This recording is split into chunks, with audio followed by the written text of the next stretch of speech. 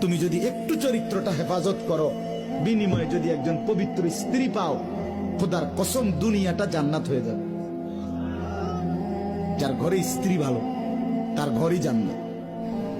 আর যার বেড়ি খারাপ, যার বউ অসৎ, চরিত্রহীন, বেপর্দা, বেহায়া, যে বেড়ি নিজের স্বামীরে নিজের শরীর রূপ যৌবন দেখানোর চাইতে রাস্তায় দেখানোটাকে বেশি পছন্দ করে, খোদার কসম তার ঘর জাহান্নামের টুকরা, জাহান্নামের টুকরা, জাহান্নামের টুকরা।